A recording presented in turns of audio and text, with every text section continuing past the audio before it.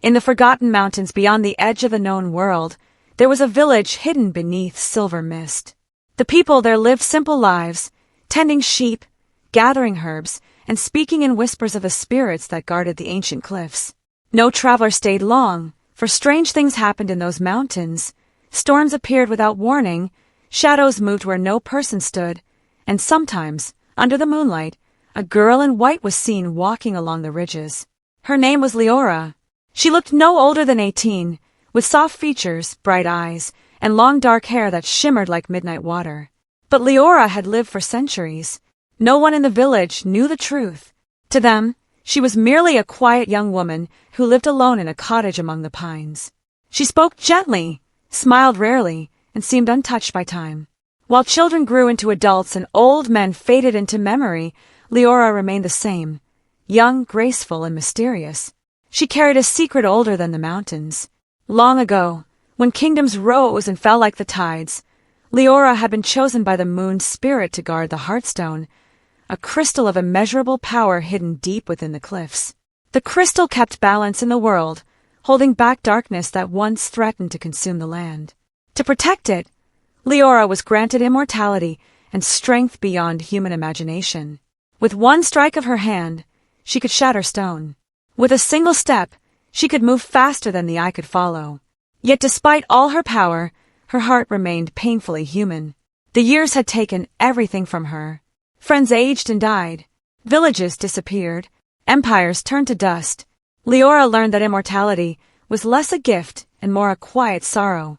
So she kept to herself, until the day Kale arrived. Kale was unlike the villagers. Tall, broad-shouldered, and strong as an ox, he came from the southern plains seeking work after his home was destroyed in war. His hands were rough from labor, and his eyes carried the weight of grief. But there was warmth in him too, a steady kindness that made others trust him instantly.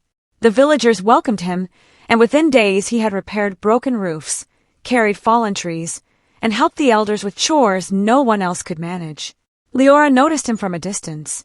At first, she told herself he was just another passing soul. But Kale stayed. He built himself a small cabin near the forest's edge, and every morning he walked into the mountains to cut wood or hunt game. He laughed easily, worked hard, and treated everyone with respect. Even Leora. One cold morning, while Leora gathered herbs by the river, Kale approached carrying a bundle of firewood. "You live alone in those woods," he said with a smile. "I thought you might need this." Leora stared at him. In all her centuries, few people had offered her kindness without wanting something in return. "I don't need help," she replied softly. "Maybe not," Kale said, "but I wanted to help anyway." He left the wood beside her cottage and walked away before she could answer.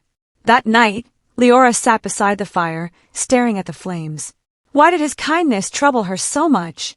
She had spent lifetimes building walls around her heart, yet this stranger had stirred something inside her with the simplest gesture. Days passed, then weeks. Kale continued helping her in quiet ways, fixing a broken fence, leaving food by her door, greeting her warmly whenever their paths crossed. Leora tried to remain distant, but little by little she found herself waiting for those moments. One evening, as the sky turned gold, Kale found her standing on the cliffs overlooking the valley. "The sunset is beautiful here," he said. Leora nodded. "I've seen many sunsets," she murmured. He smiled. "And do they ever get old?" She looked at him, surprised. "No," she admitted. They stood in silence as the sun sank below the horizon. For the first time in centuries, Leora felt peace beside another person. From that evening on, they met often. Kale spoke of his childhood, of the family he had lost, and of the dreams he no longer believed possible. Leora listened quietly, offering few words but sharing more of herself than she intended. He made her laugh, something she had not done in years. And though she feared it, she began to care for him. But darkness was stirring. Far beyond the mountains, a warlord named Varen had learned of the Heartstone. He was ruthless, obsessed with power, and commanded an army of mercenaries. Legend spoke of an immortal guardian protecting the crystal, but Varen dismissed them as myths. He wanted the Heartstone to conquer kingdoms. When his scouts tracked strange energy to the hidden village, Varen marched north. The villagers saw the army first, dark banners moving like a storm across the valley. Fear spread quickly. Kale gathered the men to defend the village, though they were no match for trained soldiers. Leora watched from the shadows, her heart heavy. If Varen reached the Heartstone, countless lives would be lost. But revealing her true power would expose the secret she had guarded for centuries. Kale approached her as the first fires appeared on the horizon. "You need to leave," he said urgently. "Go into the mountains where it's safe." Leora looked into his eyes. "And you?" "I'll fight. You cannot stop them." "Maybe not," he admitted. "But I can protect these people." Something in his voice broke through her fear. Here was a man willing to face death for others, though he knew he would lose. Leora realized she could no longer stand aside. When Varen's soldiers entered the village at dawn, chaos erupted. Homes burned. Villagers fled. Kale fought fiercely, wielding an axe with astonishing strength, but the soldiers overwhelmed him. Varen himself stepped forward, a massive warrior in black armor. Kale charged, striking hard enough to stagger him. But Varen was stronger. With one brutal blow, Kale was thrown to the ground. The villagers screamed. Varen raised his sword to finish him, and Leora appeared. She moved like lightning, stepping between them. Varen laughed when he saw her. "A girl," he sneered. Kale, bruised and bleeding, shouted, "Run." But Leora stood calm. Varen swung his sword. She caught the blade with one hand. The metal shattered. Silence fell over the battlefield. Varen stared in disbelief. Leora struck him once. Just once. The impact sent the towering warlord flying through the air, crashing into a stone wall with enough force to break it apart. The soldiers froze in terror. The gentle girl from the woods now stood radiant with impossible power. Her eyes glowed silver. Wind spiraled around her. "Leave," she said. No one moved. She took one step forward, and the earth trembled. The soldiers fled. Varen staggered to his feet, wounded but furious. "You are the guardian," he hissed. He drew a hidden blade and lunged. Leora met him with another strike. This time, the force hurled him down the mountainside.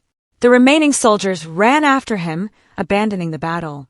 The village was saved, but the people stared at Leora in fear. No one spoke. Kale rose slowly, wincing from his injuries. "Leora," he whispered. She turned away. The secret she had hidden for centuries was now revealed. "They will fear me," she said quietly. Kale stepped closer. "I don't." "You should." She looked at him, pain in her eyes. "I am not what you think. I have lived longer than kingdoms. I am bound to this mountain and to a power no human should possess." Kale shook his head. "You are still the woman who watched sunsets with me." She wanted to believe him, but immortality changed everything. "Everyone I care for dies," she said. "That is my curse." Kale's voice softened. "Then let me choose." She stared at him, unable to speak. "For the first time since I came here," he said, "I have hope, not because of your power, but because of you." Tears filled her eyes. Centuries of loneliness, grief, and silence came crashing down in that moment. She had spent ages believing she was destined to stand alone forever. Yet this man saw her, not as a guardian, not as a legend, but as a person. "I am afraid," she admitted. "So am I," Kale said. "But some things are worth the fear."